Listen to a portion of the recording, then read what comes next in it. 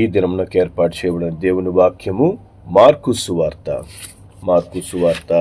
10వ అధ్యాయము 44వ వచనాన్ని మనం చదువుదాం. మార్కు సువార్త 10వ అధ్యాయము 44వ వచనం. మీలో ఎవడైనను ప్రముఖుడై ఉండగోరిన ఎడల వాడు అందరికీ దాసుడై ఉండవలెను. దేవుని నామానికి మహిమ కలుగును గాక. కాబట్టి దేవుడు మనతో ఒక చక్కని మాట ద్వారా మాట్లాడుతున్నాడు. మానవుని యొక్క ఆలోచన అంతా ఎలా ఉంటుందంటే, నేను అందరిలో ఒక ప్రత్యేకంగా ఉండాలి, అందరిలో ఒకటిగా నేను ఉండకూడదు, కానీ నాకు ఒక గుర్తింపు ఉండాలి, నాకు ఒక స్టేటస్ ఉండాలి. మరి ఆ గుర్తింపు పొందుకోవడానికి, ఆ స్టేటస్ రావడానికి జీవితకాలము వాడు ప్రయాసపడుతూనే ఉంటాడు. ఏ విధంగా కూడా మనుషులు మిగతా వాళ్ళ నన్ను చూడకూడదు, నన్ను ఒక ప్రత్యేకమైన వ్యక్తిగా, ఒక గొప్పవాడిగా నేను రూపించుకోవాలి అని మానవుడు ఎన్నో ప్రయత్నాలు చేస్తాడు. దానివలన మరి ఎన్నో మోసాలు చేస్తాడు, అన్యాయాలు చేస్తాడు, దుర్మార్గ పనులు చేస్తాడు, ఇతరులను తొక్కివేస్తుంటాడు, ఇతరులను గాయపరుస్తుంటాడు, ఇతరులను బాధిస్తూ ఉంటారు. ఈ విధంగా మానవుడు ప్రముఖుడై ఉండడానికి ఎన్నో తప్పు త్రోవలు, తప్పు మార్గాలను అన్వేషిస్తుంటాడు. కానీ దేవుని యొక్క మార్గం ఎప్పుడు కూడా శ్రేష్టమైనది. దేవుని యొక్క మార్గమే ఒక వ్యక్తిని నిజముగా ఉన్నత స్థానంలో నిలబెట్టగలదు. దేవుడు చెప్తున్నాడు, మీలో ఎవడైనా ప్రముఖుడై ఉండగోరినట్లయితే, నిన్ను నీవు ఘనపరుచుకోవాలని, లేదా నిన్ను ఒక ఉన్నత స్థితిలోనికి నువ్వు చూసుకోవాలని ఆశ కలిగినట్లయితే, మొట్టమొదట మనం ఏం చేయాలంట? అందరికీ దాసుడుగా ఉండాలి. హల్లెలూయా. దీన మనస్సు మనకు చాలా అవసరం. దాసుని స్వభావము మనము కలిగి ఉండాలంట. మనం ఎప్పుడైతే ఇతరులకు సహాయము చేయవారిగా, ఇతరుల యొక్క కష్టము మన కష్టముగా భావించేవారిగా, ఇతరులకు సహాయము చేయటంలో ముందుండేవారిగా మనం ఎప్పుడైతే ఉంటామో, లోకంలో నీకు నిజమైన గుర్తింపు లభిస్తుంది.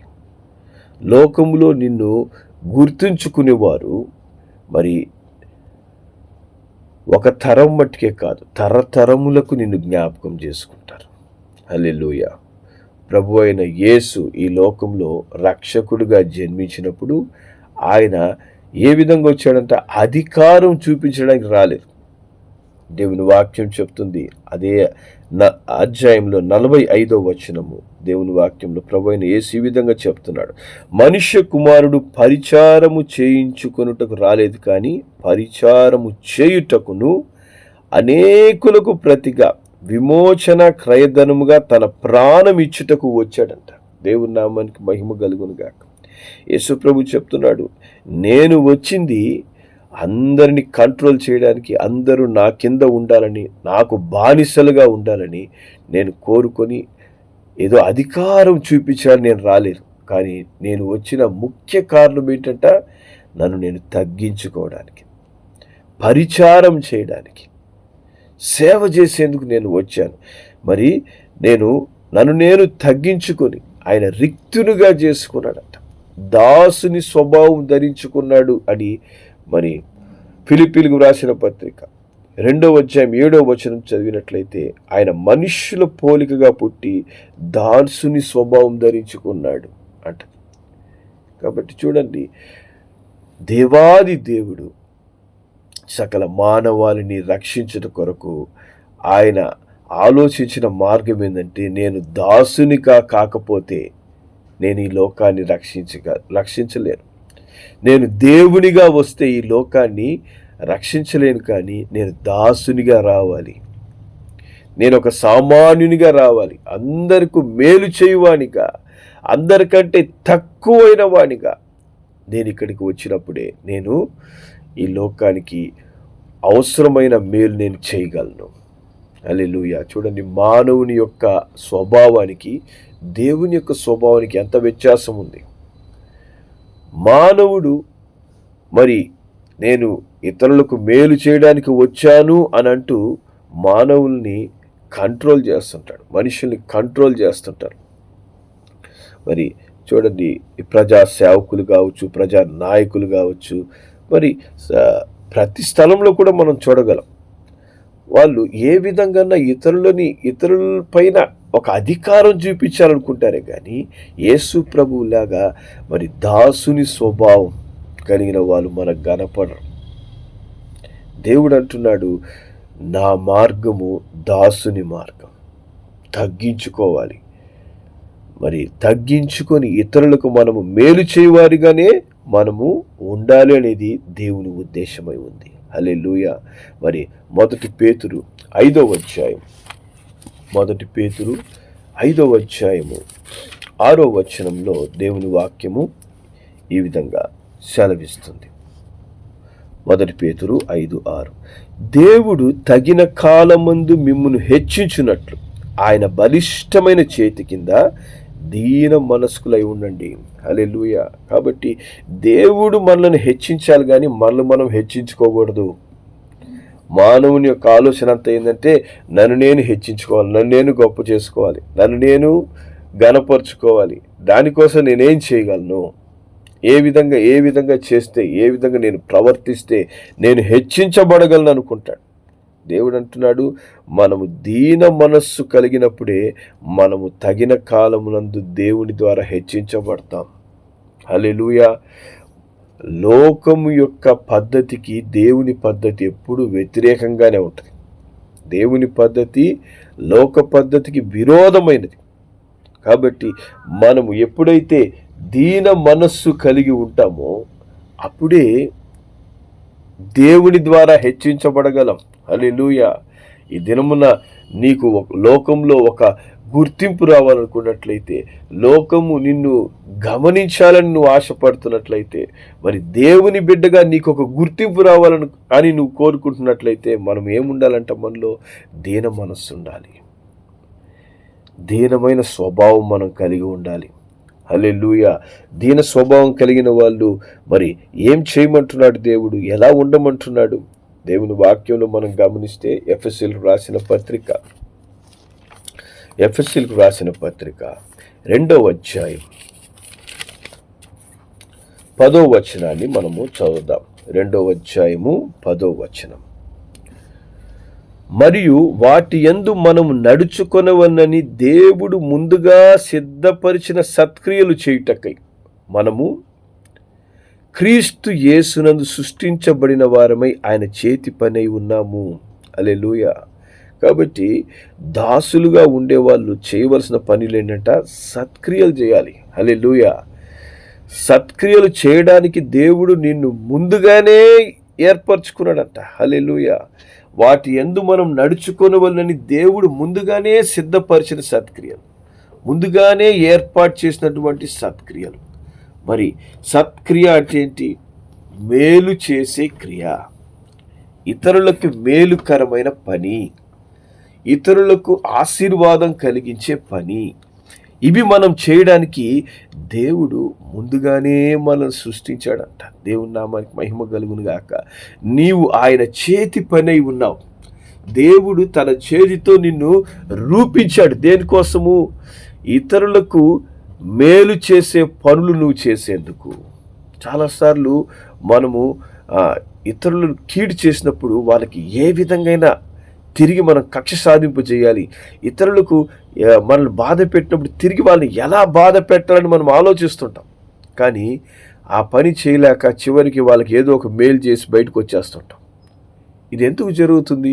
నేను ఎందుకు ఇలా చేశాను అని చాలాసార్లు మనం ప్రశ్నించుకుంటాం.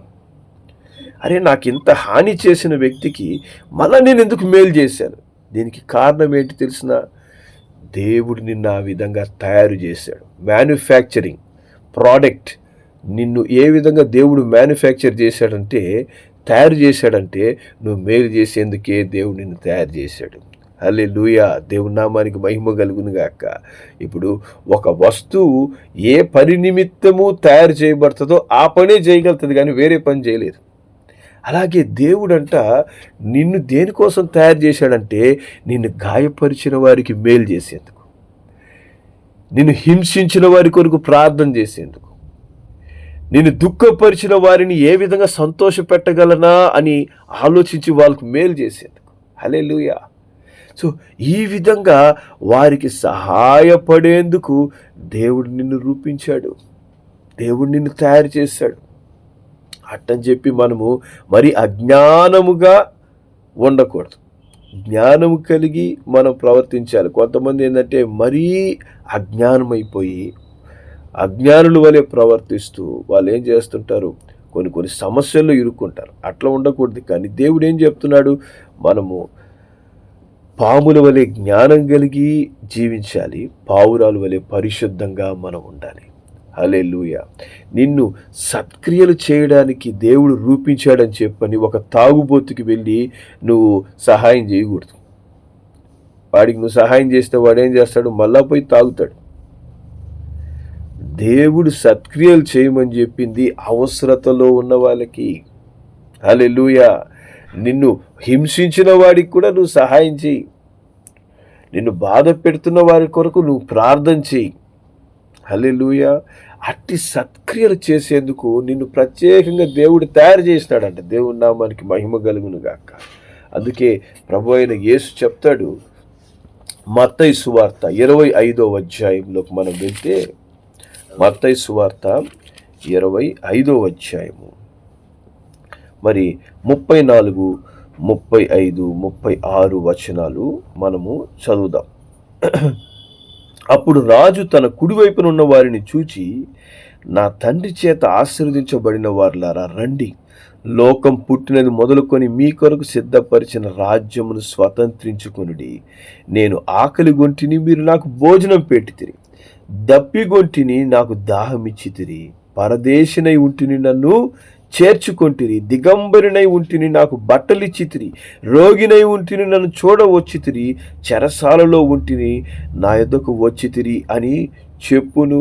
చూసారా, దేవుడు ఏం చేస్తాడంటే తెలిసిన, ఒక దినము వస్తుంది, ఆ దినమున సత్క్రియలు చేసిన వారిని కుడివైపున గొర్రెలుగా నిలబెట్టి, మరి సత్క్రియలు చేయకుండా దేవునికి లోబడకుండా క్రైస్తవులను చెప్పుకుంటూ జీవిస్తున్న వారిని అన్యులు మేకల వలె ఎడం వైపు నిలబెడతాడంట.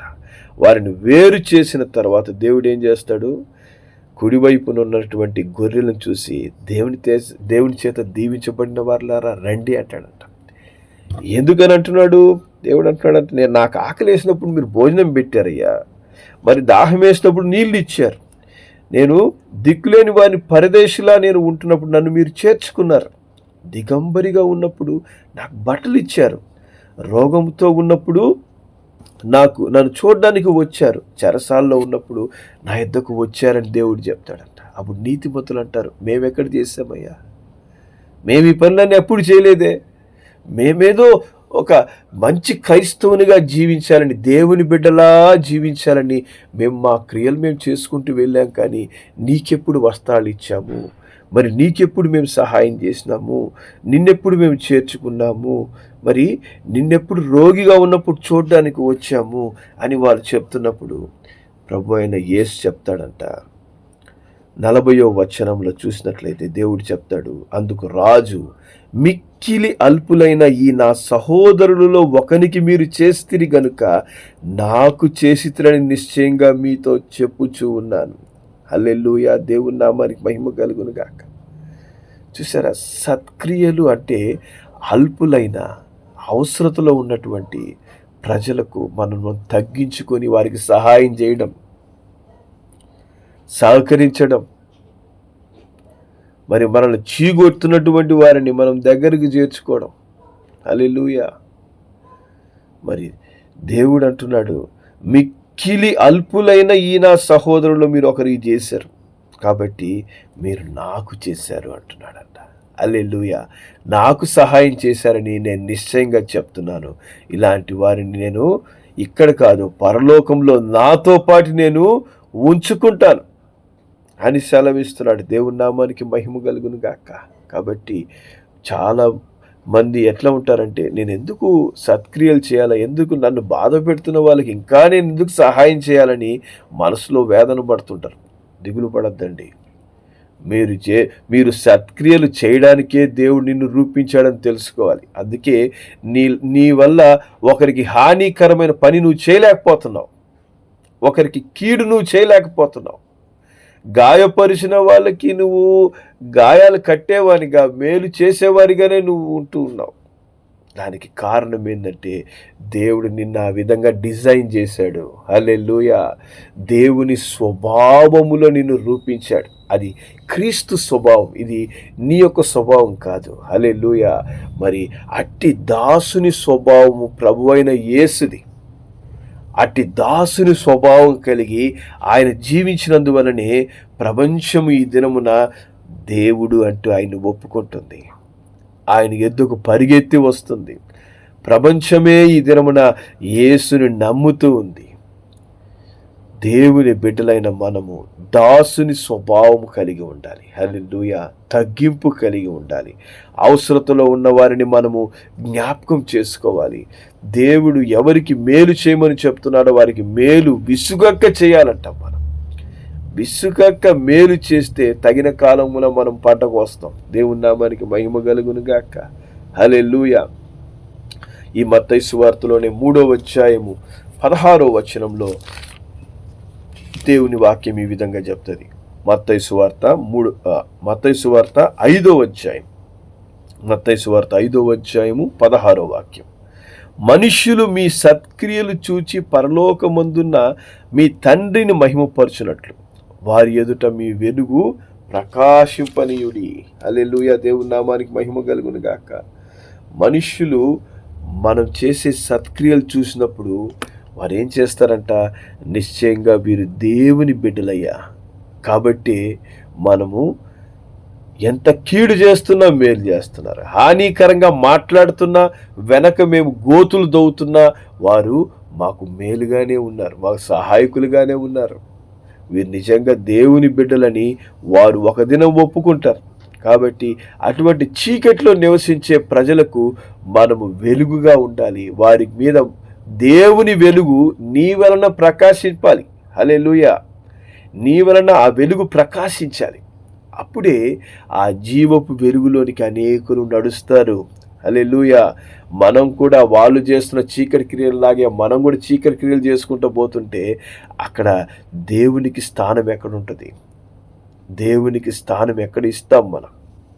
కాబట్టి దేవుడు అంటున్నాడు, నిన్ను తగిన కాలంలో నేను హెచ్చించాలంటే నువ్వు అందరికీ దాసుడిగా ఉండాలి. అందరి ముందు తగ్గించుకోండి. తగ్గించుకోవడం వల్ల మనము ఎంతో అవమానాలు పొందుకుంటాం ఖచ్చితంగా. కొన్నిసార్లు మరి నువ్వు ఎదురు తిరగలేవా, ఎదురు మాట్లాడలేవా, మరి నీకు ఆ యొక్క శక్తి లేదా, సామర్థ్యం లేదా అంటూ మనుషులు మనం హేళన చేస్తుంటారు. కానీ దేవుని చేతికి ఆ పరిస్థితిని అప్పగించండి. దేవుని చేతికి ఆ పరిస్థితిని అప్పగించి అటు మాట్లాడే వారి నిమిత్తం ప్రార్థన చేయండి. దేవుడు తగిన కాలంలో నిన్ను హెచ్చించినప్పుడు అట్లా మాట్లాడే వాళ్ళు కానీ, మరి మీకు విరోధంగా పనులు చేసేవాళ్ళు కానీ మిమ్మల్ని చేరలేనంత ఉన్న స్థితిలోనికి దేవుడు మిమ్మల్ని నిలబెడతాడు. హల్లెలూయా. పరిశుద్ధ గ్రంథంలో దేవుని బిడ్డలందరూ కూడా మరి హేళనల గుండా నడిచారు, అవమానాల గుండా నడిచారు. కానీ వారిని దేవుడు హెచ్చించిన తరువాత వారిని శత్రువుడు చేరుకోలేదంట. అంత ఉన్నతంగా దేవుడు హెచ్చించాడు. హల్లెలూయా. ఈ దినమున నీవు దాసుడిగా తగ్గించుకుంటున్నందువల్ల నీకు విరోధంగా మాట్లాడే మనుషులు, నిన్ను బాధపరిచే పనులు చేసేవాళ్ళు ఎక్కువ అవుతున్నారేమో. దేవుని చేతికి వాటిని అప్పగించి ప్రార్థనాపూర్వకంగా వారికి మేలు చేయడానికి ప్రయత్నం చేయండి.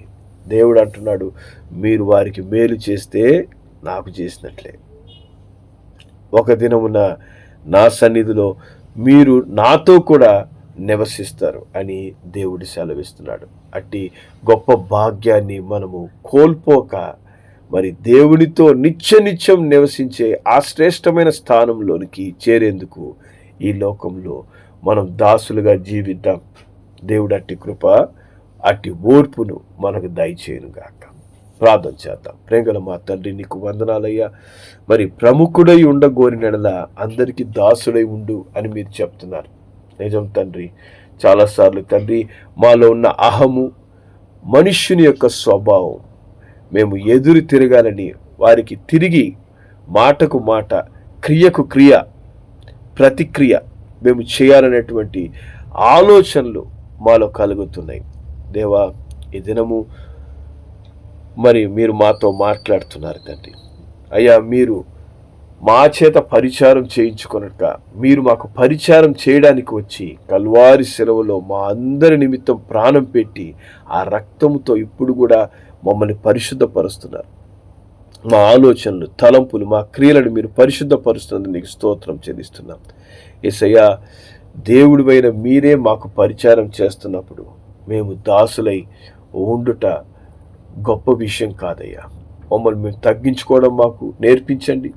మరి అవసరతలో ఉన్న వారికి సహాయం చేయటం ద్వారా అది మీకు చేసినట్టని దేవుని వాక్యం సెలవిచ్చినట్లు అయ్యా తండ్రి, మేము అవసరతలో ఉన్న ప్రతి ఒక్కరికి సహాయం చేయవారిగా, మమ్మల్ని దూషించేవారిని, మమ్మల్ని ద్వేషించేవారికి కూడా మేలు చేయవారిగా మమ్మల్ని ఆశీర్వదించమని, అట్టి కార్యములు చేయుటకు తగిన ఓర్పు, సహనం, విశ్వాసాన్ని మాకు దయచేయమని యేసు నామములో ప్రార్థిస్తున్నాం తండ్రి. ఆమేన్.